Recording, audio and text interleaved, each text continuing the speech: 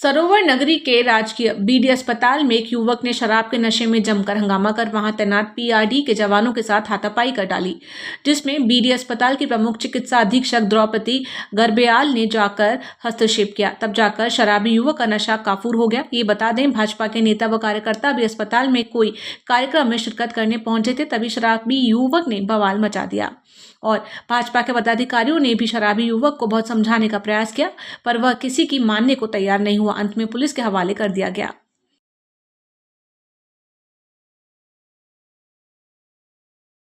हेमकुंड साहिब यात्रा मार्ग पर सामने आई घटनाओं को लेकर उत्तराखंड अल्पसंख्यक कल्याण बोर्ड के उपाध्यक्ष बलजीत सिंह सोनी ने सभी समुदाय और यात्रियों से शांति एवं सौहार्द बनाए रखने की अपील की है।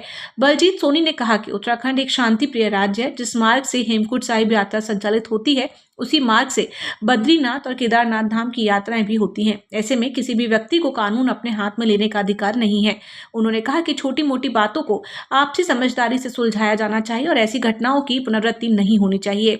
सभी से भाईचारा बनाए रखने की अपील करते हुए उन्होंने कहा कि इस तरह की घटनाएं किसी भी समुदाय के लिए उचित नहीं है और प्रदेश की छवि को प्रभावित करती हैं। देखिए, उत्तराखंड एक बहुत ही शांत प्रिय राज्य है।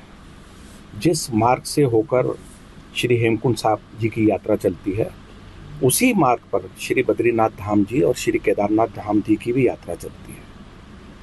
उत्तराखंड का कानून, पूरे देश का कानून किसी भी समुदाय को ये अधिकार नहीं देता कि वह इस कानून को अपने हाथ में ले। हम सबसे विनम्र आग्रह करते हैं कि कृपया अपना सौहार्द बनाए रखें। अगर कोई छोटी मोटी बात हो भी जाती है तो उसको नज़रअंदाज भी किया जा सकता है। आने वाले समय में अक्टूबर तक ये यात्रा चलेगी और हम सब समुदाय के लोगों से आग्रह करते हैं कि कृपया आपसी सौहार्द को बनाए रहें, जिससे कि उत्तराखंड में दोबारा इस प्रकार की घटनाओं की पुनरावृत्ति ना हो और इस प्रकार की घटनाओं से किसी भी समुदाय विशेष को शर्मिंदा होने का अवसर ना मिले। उत्तराखंड कांग्रेस को आगामी विधानसभा चुनावों से पहले संगठनात्मक मजबूती देने की कवायद तेज हो गई है। इसी कड़ी में कांग्रेस की वरिष्ठ नेता और उत्तराखंड प्रभारी कुमारी शैलजा 2 दिवसीय दौरे पर देहरादून पहुंची हैं। अपने दौरे के दौरान उन्होंने पार्टी नेताओं, पदाधिकारियों और कार्यकर्ताओं के साथ बैठक कर संगठन की स्थिति की समीक्षा की और आगामी रणनीति पर चर्चा कर रही हैं। वहीं प्रदेश प्रभारी कुमारी शैलजा ने कहा कि संगठन सृजन का काम और वरिष्ठ नेताओं के साथ आज मुलाकात होगी। आमशी रेड्डी जी भी आए और सभी हमारे डिस्ट्रिक्ट प्रेसिडेंट्स के साथ आज मीटिंग होगी और सीनियर नेताओं के साथ सबके साथ मीटिंग। देहरादून में मानसून के आगमन से ठीक पहले रिस्पना नदी को पुनर्जीवित करने और जल भराव की स्थिति से निपटने के लिए नगर निगम और जिला प्रशासन ने संयुक्त रूप से एक वृहद सफाई अभियान की शुरुआत की।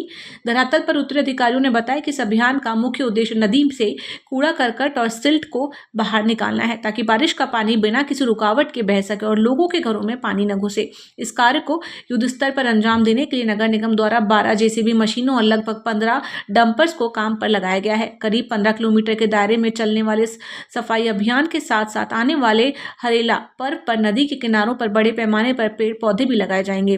इसके अलावा नदी के उन संवेदनशील हिस्सों पर लोहे की जालियां लगाई जाएंगी जहां लोग सबसे ज्यादा कूड़ा फेंकते हैं। इन सभी प्रयासों का मकसद रिस्पना नदी को साफ करके उसके पुराने स्वरूप ऋषिपर्णा में वापस लाना है। देखिए, बरसात आने वाली है मानसून के आने से पहले, और जो अपनी नदियां हैं इसमें जितने भी कूड़ा करकट है, यहाँ पे जितने भी सिल्ट है, इसको निकालने का काम अपना नगर निगम और जिला प्रशासन के द्वारा यहाँ पर किया जा रहा है। और निश्चित तौर पर यहाँ पर जो है ताकि जो जल है वो निर्बाध रूप से बह सके, जल भराव की स्थिति ना हो, लोगों के घरों में पानी न जाए, इसके लिए कार्य किया जा रहा है। इस संबंध में मैं अभी नगर निगम का बहुत थैंकफुल हूँ कि उन्होंने आज 12 जेसीबीज और लगभग 10-15 डंपर्स हमारे काम कर रहे हैं। तो मेरी और जो हमारे आयुक्त महोदय हैं उनके साथ में एक डिस्कशन हुआ था और हम लोगों ने प्लान किया था कि कंबाइंड एफर्ट कन्वर्जेंस के थ्रू डिस्ट्रिक्ट एडमिनिस्ट्रेशन और नगर पालिका या म्यूनसिपल कॉरपोरेशन के एडमिनिस्ट्रेशन का एक कंबाइंड एफर्ट रहेगा। और इसमें जो नमामि गंगे की हमारी जो जिला गंगा स्वच्छता समिति होती है, उसमें भी इन सारे एस्पेक्ट्स को देखा जाएगा कि कौन से एरिया में गार्बेज की डंपिंग हो रही है या उन्हें कैसे ट्रीट किया जाना है, या कई सारे जो हमारे बिना ट्रीट किए हुए नाले इसमें जो गिरेंगे या ड्रेन्स आ रहे हैं उन्हें भी कैसे ट्रीट किया जाना है। उत्तराखंड में विशेष गहन मतदाता पुनरीक्षण अभियान निर्धारित समय सीमा के भीतर पूरा करने के लिए निर्वाचन विभाग लगातार निगरानी कर रहा है। अपर मुख्य निर्वाचन अधिकारी डॉक्टर विजय कुमार जोगदंडे ने बताया कि अभियान के तहत घर घर जाकर मतदाताओं को गणना प्रपत्र उपलब्ध कराए जा रहे हैं तथा उनसे प्राप्त सूचनाओं का सत्यापन भी किया जा रहा है। उन्होंने कहा कि जिन मतदाताओं तक अभी प्रपत्र नहीं पहुंच पाए हैं वह भी बीएलओ और संबंधित अधिकारी तेजी से कार्य कर रहे हैं।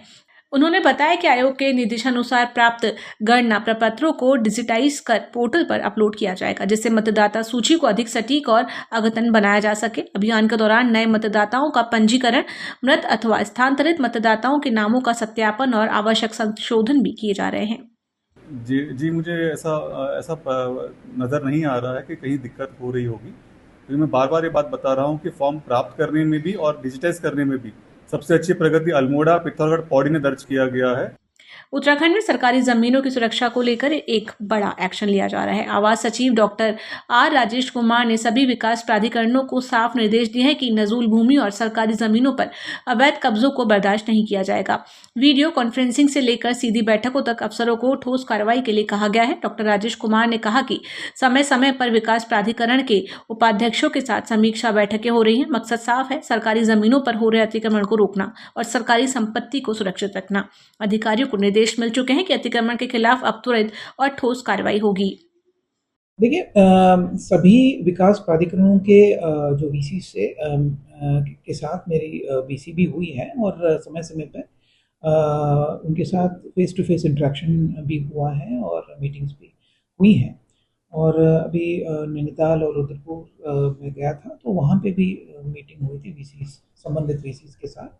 तो जो इश्यूज आ रहे हैं जनता की ओर से, उनको हम लोग रिजॉल्व करने की कोशिश हम लोग कर रहे हैं। और ये कोशिश है कि जो प्राधिकरण हैं तो उन पे जो भी टाइम बाउंड प्रोसेस के तहत वो कार्रवाई करें, चाहे वो मैप अप्रूवल का प्रोसेस हो या इम्प्लीमेंटेशन एनफोर्समेंट की जो जिम्मेदारियां हैं जो प्राधिकरण निभाती हैं, तो उनको भी हम लोग टाइम बाउंड तरीके से करें, ये निर्देश मेरे द्वारा दी गई है। रामनगर वन प्रभाग की कोटा रेंज के अंतर्गत ग्राम चोपड़ा में रहने वाली एक महिला पर टाइगर ने हमला बोल उसे गंभीर रूप से घायल कर दिया। घटना के बाद जहां एक और ग्रामीणों में दहशत का माहौल बना हुआ है, तो वहीं महिला को उपचार के लिए रामनगर के सरकारी अस्पताल लाया गया है। ग्रामीणों ने वन विभाग से शीघ्र इस बाघ को पकड़े जाने की मांग की है। इस हमले में ग्राम चोपड़ा निवासी भुवन चंद्र की 40 वर्षीय पत्नी उमा उर्फ रमा देवी दोपहर गाँव की कुछ महिलाओं के साथ घर से कुछ ही दूरी पर पानी लेने के लिए गई थी। इसी बीच बताया जा रहा है कि बाघ ने रमा देवी पर हमला बोल दिया, जिसके बाद साथ में मौजूद महिलाओं ने जब शोर मचाया तो आसपास के ग्रामीण मौके पर पहुंचे और उन्होंने भी शोर मचाया तो बाघ रमा देवी को लहूलुहान हालत में छोड़कर जंगल की ओर भाग गया। इस घटना के बाद गांव में दहशत का माहौल बना हुआ है। मामले में रेंजर ने बताया कि मौके पर कर्मचारियों की गश्त शुरू करा दी गई है। इस मौके पर कैमरा ट्रैप लगाने के साथ ही पिंजरा लगाने की अनुमति अधिकारियों से ली जा रही है।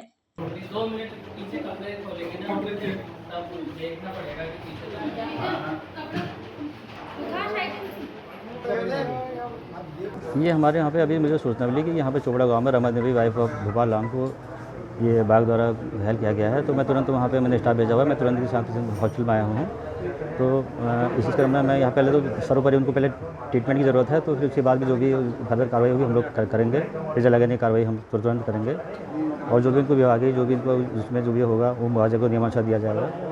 और हम लोग अभी वहाँ पे सर्वप्रथम तो हम लोग पिंजरा लगा कर वहाँ पर मॉनिटरिंग करेंगे। घटना सर ये बाघ ने ये पानी भरने गए थे 2-3 औरतें, तो बाघ इन पर झपटा, तो ये बड़ी मुश्किल से दो इनके साथ गए थे तो इनको ले आए, घसीट के ले आए, मतलब बेहोश की हालत में लाए। तीनों बेहोश की हालत में आए। हाँ, क्या नाम है महिला का? महिला का नाम रमा देवी है। रमा देवी। क्या आपकी क्या लगती है? बहू लगती है सर मेरी।